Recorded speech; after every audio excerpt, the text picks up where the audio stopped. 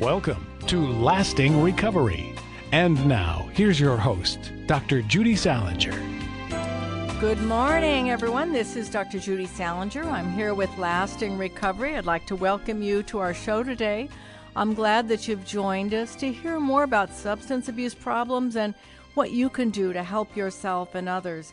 You know, when we talk about substance abuse problems, we're talking about alcohol, we're talking about drugs, and we're talking about prescription drugs. We're going to be talking about cocaine. We talk about methamphetamine.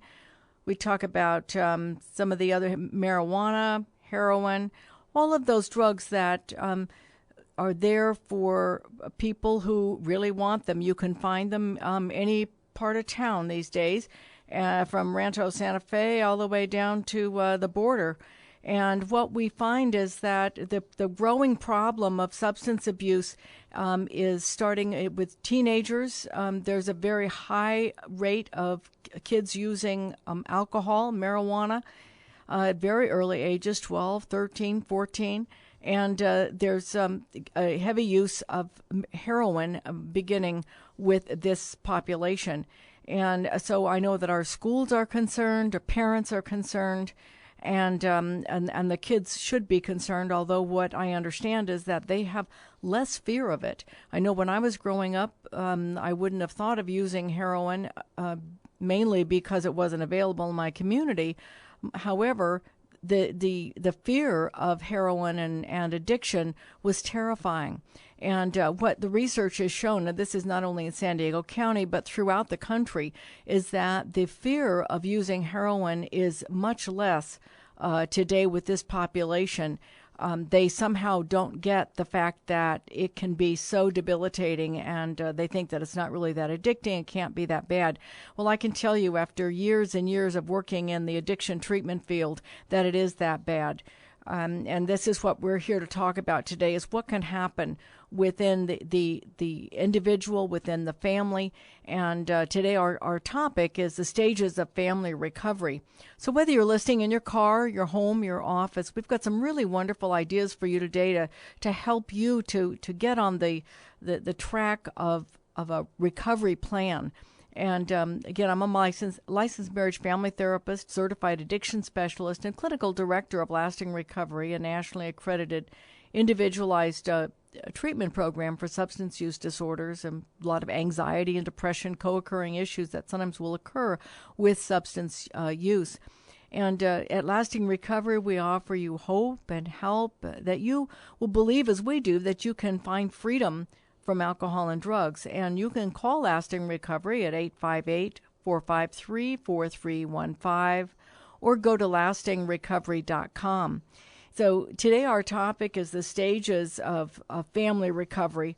And I think it's real important that when we look at family recovery, we've got to look at how is it that the substance use is being a problem for you. You know, every day we read in the paper and online and news stories, about the effects of substance use, and more than half of all adults have a family history of alcoholism or problem drinking or drug use. So when you think about half, think about, the people in your office or your family or your community there. Maybe you've got, 10 houses on your block. Well, 5 of those people in those houses have been affected by some history of alcoholism or problem drinking or drug use. And when we look at that, we're looking at an intergenerational piece, because the effects of alcohol are passed down intergenerationally. And those of us that have worked in the field for a long time have seen this pattern go down from one generation to the other. And so there's many people that have said, well, I'm going to stop this now. I'm not going to let this go any further. This is the last generation, and it can be. So we really want to look at how it is that people are able to not only identify the problem of substance abuse in their family, but how do you solve it? How do you make a difference and get out of the problem?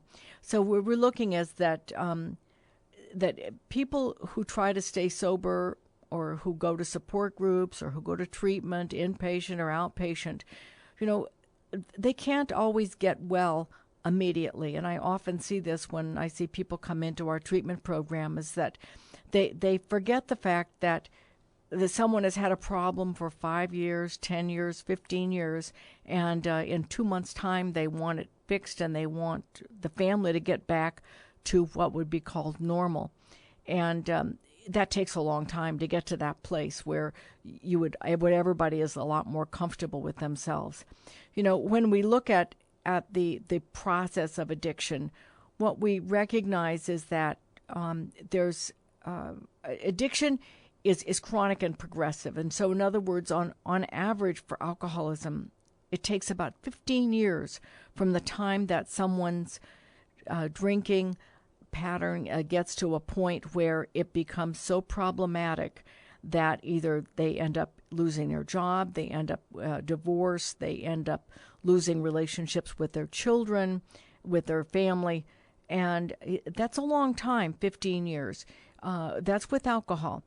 When we look at the substances like cocaine or meth or prescription drugs, that progression of the disease when we're using those drugs is much more quickly. So in other words, 2 to 3 years, a person can end up losing everything, because the degree of addiction is so much more powerful. It's quicker. Families can still, they'll leave the other person. So in other words, if someone has spent all the money on cocaine or heroin, it's like there's nothing left for the rest of the family to deal with, and so they'll leave. They'll the person will be out on their own, or they'll get into treatment. Now, when we look at alcoholism, which is again a little bit different, it takes 15 years. So we're looking at quite a change that goes on very subtly within the family system.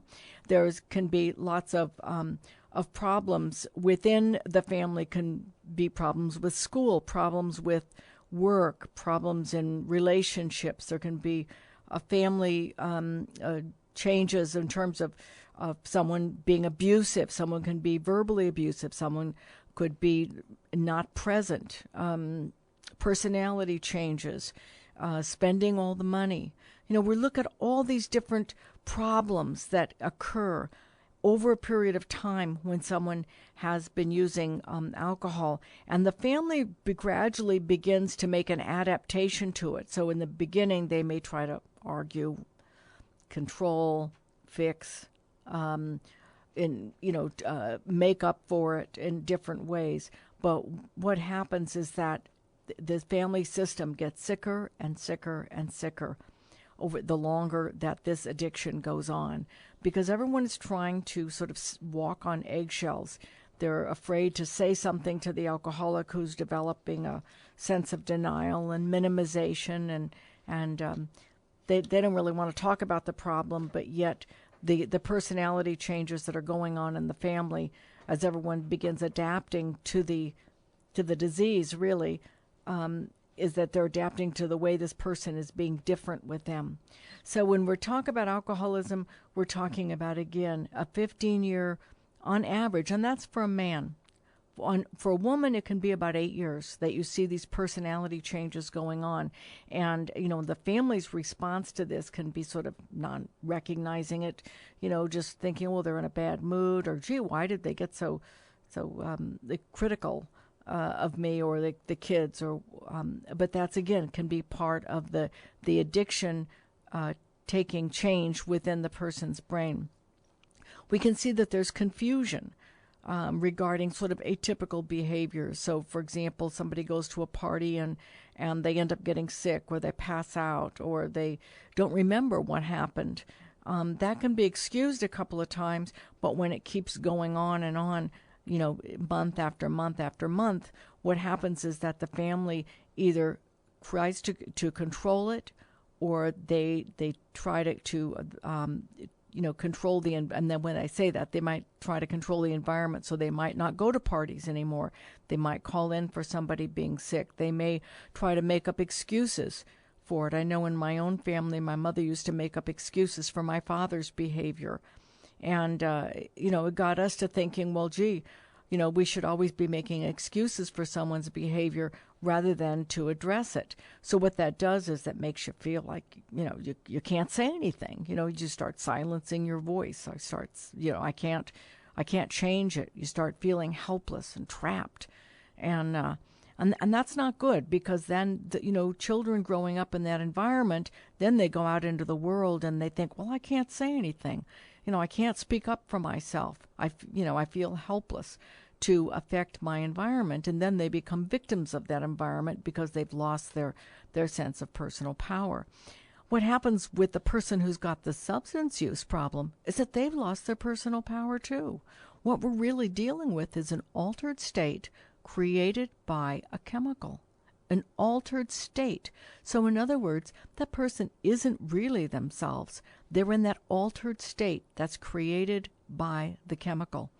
And so when we look at the family's response to this over a period of time, the family changes. The family system changes in many different ways.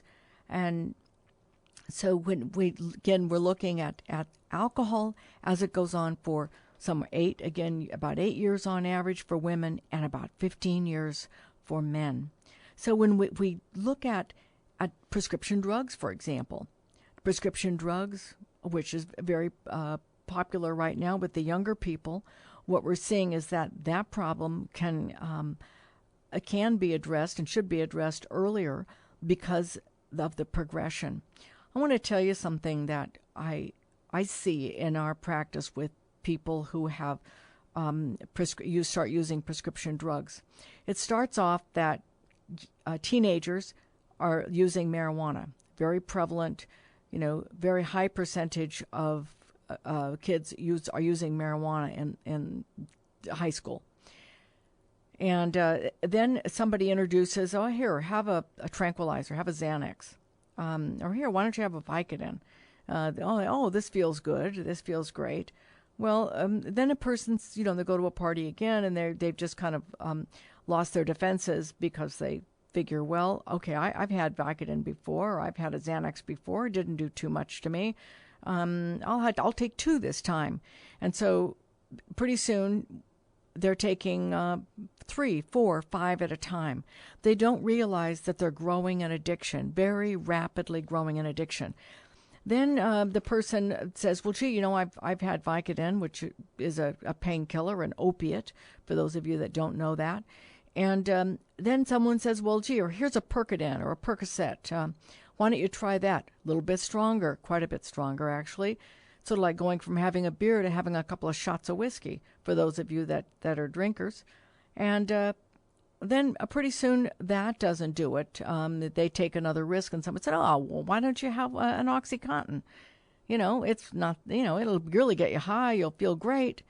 And so the person says, well, gee, it's kind of a dairy, I know that's what people do sometimes. I know I did it. It's like, oh, okay, well, sure, I'll try it. I'm woman enough. I'm man enough. I can do it. I'm 16. I have a good grasp on life. And pretty soon they're taking OxyContin. Well, OxyContin is one of those things very, very highly addicting. And we've had young people in here who are taking 3, 4, 5, 6, 7, 8 a day, as many of them a day. Now, those are pretty expensive, so pretty soon they've gotten addicted to that. And during the meantime, their family members have been distraught. The kids are not coming home. Their grades are dropping. They're hanging out with different kids. They're coming home late or not coming home at all. Argumentative, loaded, eyes are glassy, and parents are feeling trapped. What do I do? They ask the kids, well, what are you doing? Are you taking something? And the kids say, no. Why are you getting on my case? Why don't you just back off? Because I'm doing all right. So parents are thinking, well, gee, maybe I'm too naggy. I need to back off a little bit. And then they try to control it. The parents try to control it, and they say, okay, they might find some foil paper around because the kids will smoke the marijuana and the OxyContin, and they'll find it, and then they confront them with it, and then they'll try to control it by saying, okay, you're grounded. Well, for some kids, that works for a while. For other kids, it doesn't. So the method of trying to control it it can be a problem, which then creates a power struggle with the person who has the substances. So it gets to be sort of a cat and mouse game. And parents and kids will go through this where the kids will hide it. They'll stick it with tape underneath their bed, or they'll hide it in the back of their closet, or they'll keep it at their friend's house, or if you find a pipe or some other paraphernalia around, they'll deny it and say that belongs to a friend of theirs. So kids are very sneaky, and you have to recognize that. However, trying to control it doesn't work. So what we have to look at here is that the family starts to get sick. The family starts controlling things. They try to ground the kids. There's fights. There's kids leaving home, running away, stealing. And these kinds of problems create a lot of chaos for families who then are confused, feel guilty and shame, and they don't know what to do. And